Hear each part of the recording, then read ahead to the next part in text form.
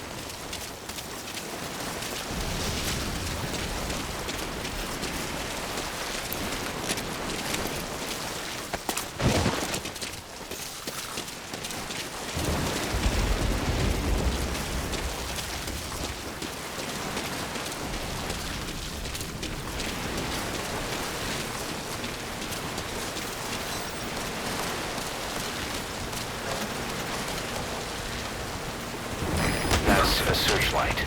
That should be perfect for searching out the targets. Speak. The map has been updated.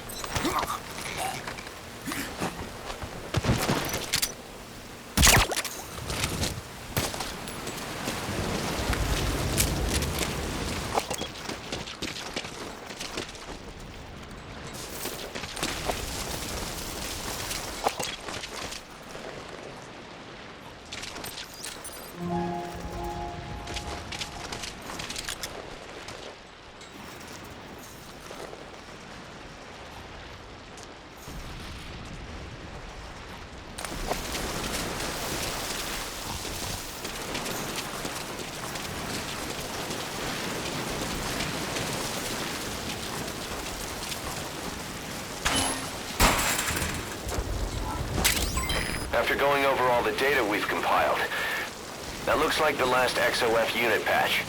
Boss, get back to the mission.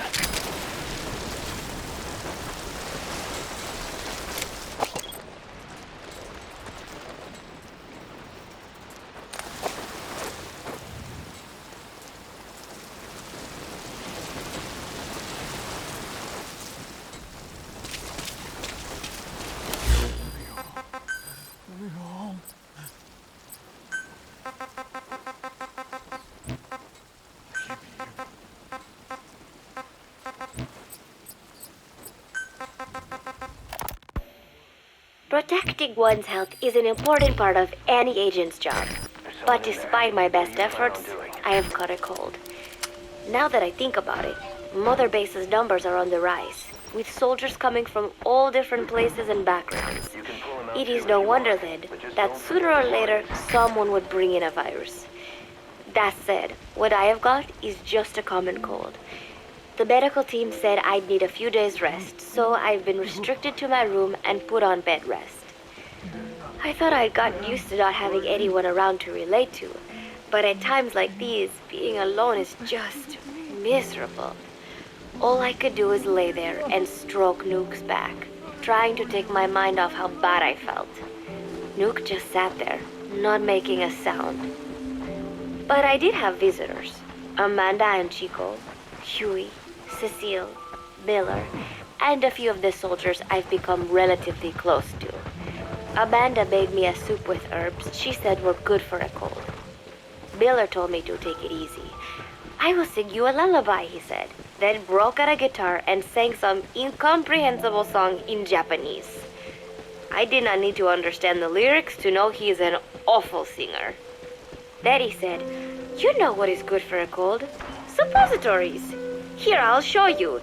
He began to take off his pants, so I threw my tissue box at him to make him go away. Then, Strangelove showed up, saying she had some miracle Indian cure.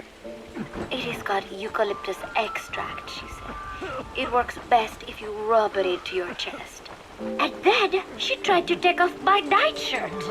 I whacked her with my pillow, and I got rid of her.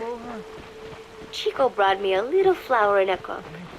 It had been growing in a little bit of earth that probably found its way on board stuck to something else. I found this on the deck. Here, you can have it.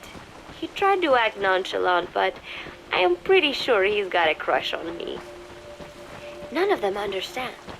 If they thought these little visits would cheer me up, they were wrong. Tonight, Snake himself came to my room. Like the rest, he believes I am just a schoolgirl and treats me as such. Why did you abandon your country? I asked him. Why create the MSF? Of course, I knew the answers already, but I wanted to hear it from him. As I had imagined, he was not exactly forthcoming. All he would say is that his country abandoned him because all he could do was fight. And that is why he needed the MSF, because that is all he is any good for. Then he said, fighting is the only thing I understand, but that does not mean I have got a grudge against those who believe in peace. I am not one of them, and I do not believe in peace. Conflict is in man's nature. We fight our enemies in order to survive. Maybe we are not so different after all, he and I. But that is exactly why I'm going to have to kill him. Or else he will have to kill me. When I stop and think about this wretched existence, being killed by a man like that suddenly does not seem like such a bad thing.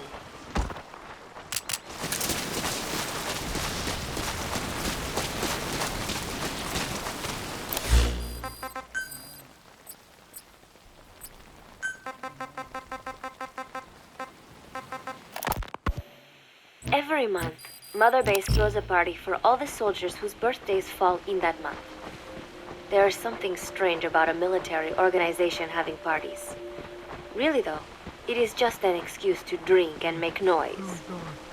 It is not easy to get alcohol on a fortress in the middle of the ocean.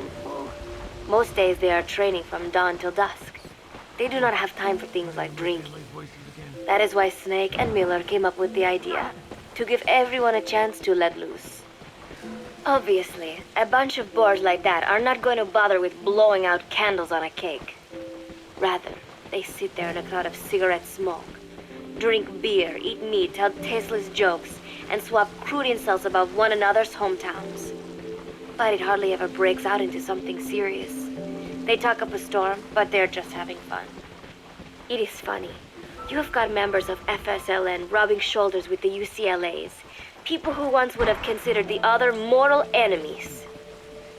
I wonder if that is what makes Big Boss so popular. In leaving their countries behind, they leave their hatred for other countries too. Miller seemed a little protective of me. Hope they're not being too crude, he said. But soon enough, he too was drunk. He yelled, "Come here and take a look at the real Kazuhira Miller." Then dropped his pants and mooned everybody. The other soldiers burst out laughing. I have never seen such a crude, ridiculous party before. And yet, all these people, laughing and acting the fool. Is this what they call peace? For some reason, I began to think about all that has happened since I came here. Fishing with Chico, cooking with Amanda and Cecile, playing soccer, having visitors when I caught a cold. When I stop and think about it, my time here has been the most peaceful of my life. But that is about to end. I cannot imagine he will be willing to negotiate. It seems I am to fight the legendary Big Boss. I do not know if I'll be able to beat him. But if I have to choose between death and defying Cypher, I will gladly choose death. The thought of dying does not scare me. But if I disobey my orders, the fear and despair awaiting me will be far worse than anything I can imagine. It was Cypher who took me in as an orphan, gave me food and a place to live. His orders may have been unreasonable, but I will never repay my debt entirely. It seems I have no choice. I must fight this man. I must fight Snake.